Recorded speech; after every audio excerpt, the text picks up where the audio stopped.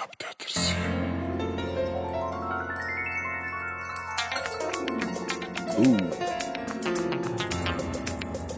Hei, ce faci?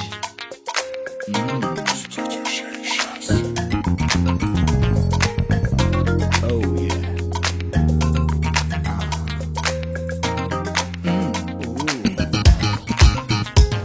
Vă fac cunoștință cu un tip hipe și solo, drăguț, fiind sensibil pe numele lui Dolo.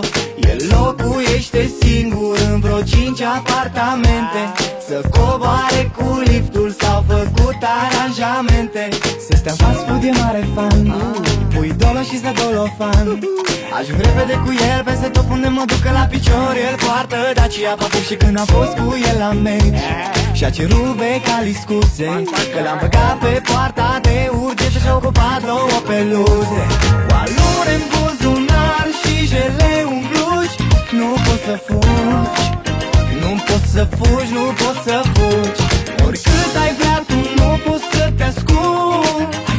La tine nu latră niciun cuțu, că ești mare cât micuțu. Ce faci, micuțu?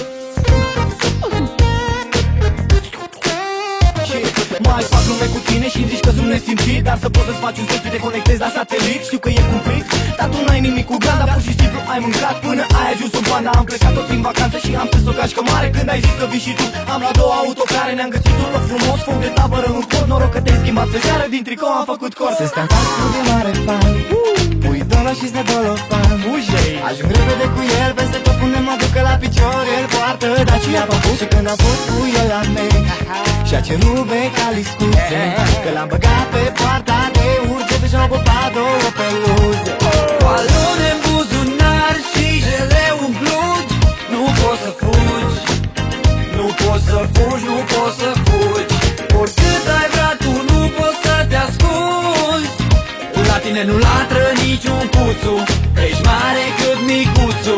Am fost cu tine la echitație, tu nu voiai mișcare, ci voiai distracție. Mușcai dintr-o șaorma să te scape de deo, dar calul de sub tine jur că avea lacrimi nou. Cu alune în buzunar și jeleu în blugi, nu poți să fugi, nu poți să fugi, nu poți să fugi.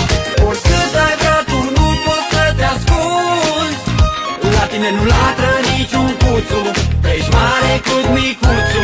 Cu alune în buzunar și jeleu în blugi, nu poți să fugi, nu poți să fugi, nu poți să fugi. Oricât ai vrea tu nu poți să te ascunzi. La tine nu latră niciun cuțu, că ești mare cât micuțu.